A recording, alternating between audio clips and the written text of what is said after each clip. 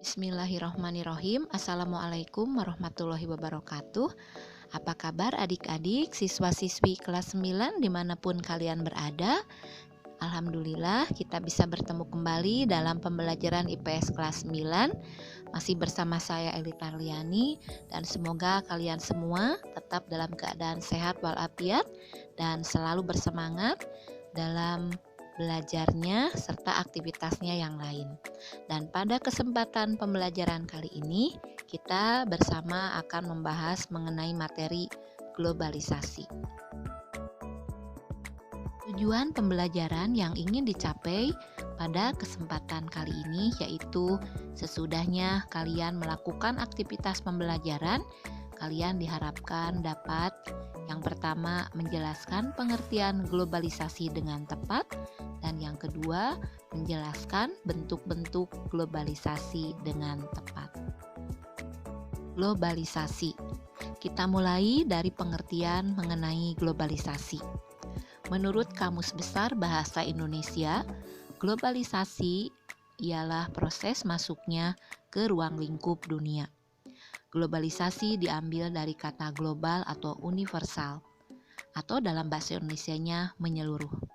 Orang pertama yang memakai istilah globalisasi ialah Theodor Levitt, yaitu pada tahun 1985.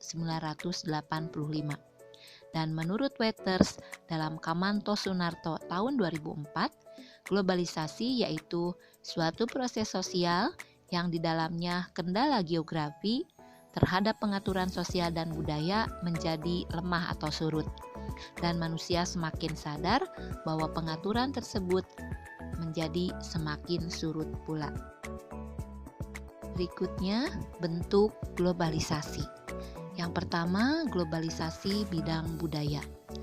Globalisasi di bidang budaya memberi manfaat seperti memperkaya budaya bangsa. Namun di sisi lain dapat juga menjadi ancaman terhadap keberadaan suatu bangsa. Budaya global atau budaya yang mendunia akan masuk ke negara mana saja yang mengikuti arus globalisasi. Dengan globalisasi budaya, maka perlahan-lahan budaya lokal akan tergeser.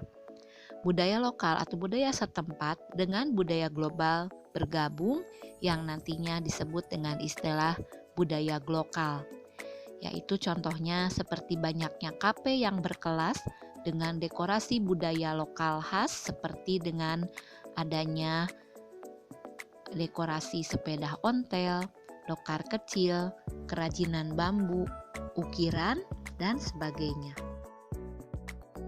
Bentuk globalisasi yang kedua yaitu globalisasi di bidang komunikasi. Globalisasi dalam bidang komunikasi dapat dilihat dari kemajuan teknologi komunikasi. Awalnya masyarakat Indonesia berkomunikasi dengan cara tradisional, misalnya dengan pemakaian kentongan, kemudian bedug, surat, dan sebagainya, yang kemudian mengalami perkembangan dalam teknologi telepon, handphone, internet, serta media sosial lain yang ada seperti sekarang ini. Perkembangan teknologi komunikasi mampu mendekatkan jarak yang jauh seolah-olah menjadi dekat. Adik-adik, selanjutnya yang ketiga yaitu globalisasi bidang ekonomi.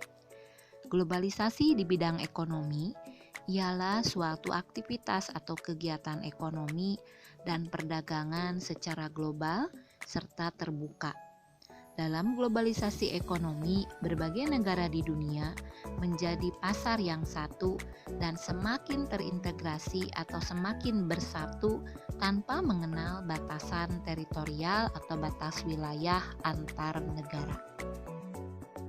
Selanjutnya, yang keempat, globalisasi bidang iptek atau ilmu pengetahuan dan teknologi. Pesatnya perkembangan ilmu pengetahuan dan teknologi mendorong semakin cepatnya globalisasi. Tujuan utama perkembangan globalisasi di bidang iptek ialah perubahan kehidupan masa depan manusia yang lebih baik, lebih mudah, murah, cepat, dan aman. Dengan teknologi yang berkembang, kita dapat melakukan segala sesuatu dalam waktu yang singkat dan juga cepat. Bentuk yang kelima dari globalisasi yaitu globalisasi bidang transportasi. Transportasi adalah pemindahan barang atau manusia dari tempat satu ke tempat yang lainnya. Peranan transportasi sangatlah penting dalam suatu negara. Produsen, distributor, ataupun konsumen membutuhkan sarana transportasi dalam berbagai aktivitasnya. Ada beberapa faktor yang mendorong kemajuan globalisasi bidang transportasi. Yang pertama, manusia menginginkan perubahan, yaitu ingin hidup yang lebih baik, lebih mudah, dan juga praktis. Yang kedua, perkembangan teknologi ditandai makin majunya bidang pendidikan. Dan yang ketiga, perkembangan di bidang telekomunikasi yang membuat perkembangan alat transportasi yaitu diinformasikan atau disebarluaskan atau diberitakan dengan cepat tersebar ke seluruh dunia. Adik-adikku, siswa-siswi kelas 9, nah pembelajaran kita kali ini mengenai globalisasi saya akhiri dulu sampai sini, dan agar kalian lebih memahami daripada materinya, coba kalian kerjakan tugas yang berikut ini. Yang pertama, jelaskan apa yang dimaksud dengan globalisasi. Dan yang kedua, sebutkan bentuk-bentuk globalisasi.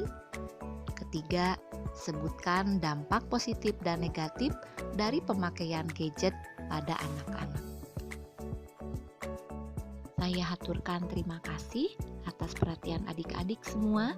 Semoga di lain waktu kita bisa bertemu kembali dalam pembelajaran IPS kelas 9 berikutnya dengan materi-materi yang berbeda. Wassalamualaikum warahmatullahi wabarakatuh.